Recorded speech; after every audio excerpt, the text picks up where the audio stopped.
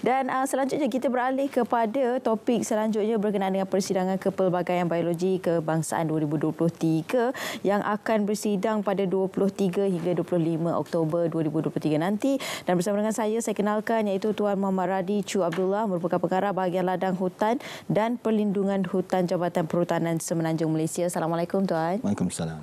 Okey, jadi Tuan, tak lama lagi persidangan ini akan berlangsung berkenaan dengan Kepelbagaian Biologi yang akan diadakan pada 23 hingga 25 Oktober ini. Mungkin ada sedikit perincian lah berkenaan dengan persidangan ini yang akan diadakan.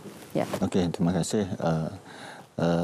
Sebelum itu saya ingin menerangkan sedikit sebanyak tentang keadaan di negara kita ya, di Malaysia amat bertuah kerana masih mempunyai kawasan berhutan seluas 50% lagi, yang mana kita simpan hutan ini adalah selaras dengan Declaration Rio pada tahun 1992 yang lalu lah. So kawasan hutan kita merupakan habitat kepada spesies-spesies tumbuhan, lebih kurang 15,000 spesies tumbuhan kita. Kemudian kita ada lebih kurang 3,000 spesies orkid, kita ada spesies hampir 800 spesies burung dan lain-lain spesies yang berkaitan lah, dan menjadi habitat kepada biologi kita yang ada di negara kita. Jadi sebab itulah satu inisiatif telah diambil oleh pihak Kementerian Sumber Asli Alam Sekitar dan Perubahan Iklim untuk menganjurkan seminar pada 23 hingga 25 bulan ini di Pusat Konvensyen Antarabangsa di Putrajaya yang akan dirasmikan oleh Yang Amat Berhormat Perdana Menteri. Baik, dan juga difahamkan persidangan ini merupakan satu platform bagi ahli persidangan untuk bertukar fikiran berkenaan dengan perkara ini. Dan apa lagi antara tujuan untuk diadakan persidangan ini? Tujuan persidangan yang diadakan dah tentu kita akan bertukar-tukar fikiran dan juga kita akan mendapatkanlah ilmu baru daripada penyelidik-penyelidik kita. Kita juga ada di kalangan jemputan kita itu datangnya daripada masyarakat luar, sebagaimana seperti NGO dan lain-lain lagi, untuk kita sama-sama berkongsi lah. Kerana untuk menguruskan biodiversity ini bukan satu perkara yang mudah. Jadi that's why kita memanggillah semua yang stakeholder kita untuk sama-sama terlibat bersama dengan pihak kementerian lah. Dan selain daripada itu juga apa antara objektif utama persidangan ini? Objektif utama persidangan ini adalah untuk kita berbincang bagaimana kita nak menguruskan sumber biodiversity di negara kita lah. Ya. So kita juga perlu mendapatkan input-input daripada pihak-pihak stakeholder kita, daripada penyidik-penyidik, daripada masyarakat luar sana, daripada NGO dan lain-lain stakeholder kita, untuk kita gatherskan maklumat ini bagi menguruskan biodiversity di negara kita dengan lebih cepat dan berkesan. Maksudnya di sini banyak pihak yang akan turut terlibat juga lah Tuan. Ya, okey, selain daripada itu juga apa sebenarnya ada beberapa skop sebenarnya yang ingin diberi fokus berkenaan dengan persidangan ini. Apa antara skop-skop yang ingin diberi highlight lah berkenaan dengan perkara ini? Sepanjang persidangan yang berlangsung kita mempunyai tiga skop, iaitu skop pelaksanaan dari segi akses kepada sumber biologi dan juga perkongsian faedah, yang mana ABS ini diadakan bagi membincangkan tentang isu-isu cabaran dan juga hala tuju yang akan dilaksanakan, terutama sekali dari segi pelaksanaan Akta 975, iaitu atas peribadanan yang saya sebutkan tadi.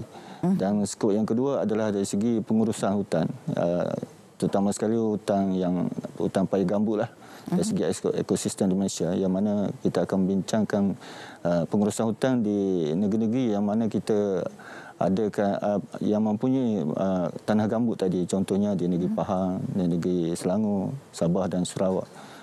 Kerana kita telah diberi dana oleh pihak IFAD untuk melaksanakan program dan projek di negara kita lah.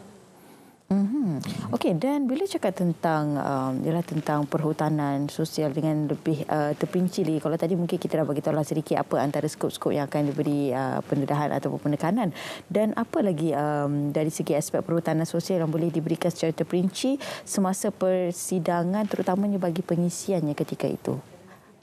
Bagi perhutanan sosial, kita sekarang ini mengurus hutan. Okey.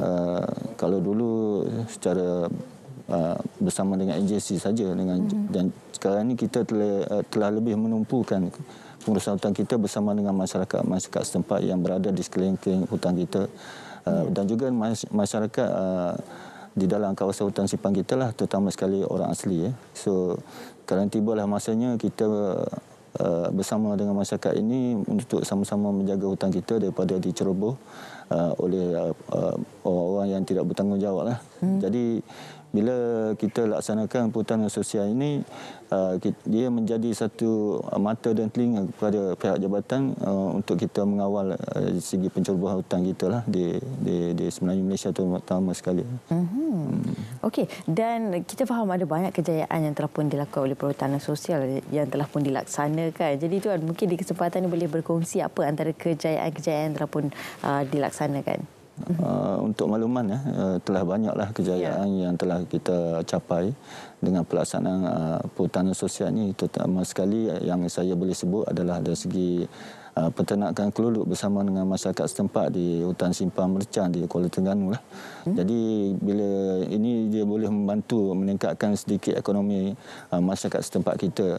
Di samping itu dia juga boleh menjadi mata dan telinga bagi Jabatan Hutan untuk mengawal kawasan-kawasan hutan kita daripada diceroboh oleh mereka-mereka yang tidak bertanggungjawab. Dan ada satu lagi projek yang tadi yang kita buat di Tasik Chini lah, iaitu bersama dengan masyarakat orang asli, iaitu buyback guarantee, yang mana kita mengupah ataupun memberi tunjuk ajar kepada orang asli ini untuk menabung pokok di dalam hutan simpanan kekal itu sendiri. Kemudian kita membeli pokok-pokok tersebut untuk melaksanakan proses-proses pemeliharaan dan pemeliharaan di kawasan Tasik Chini tadi.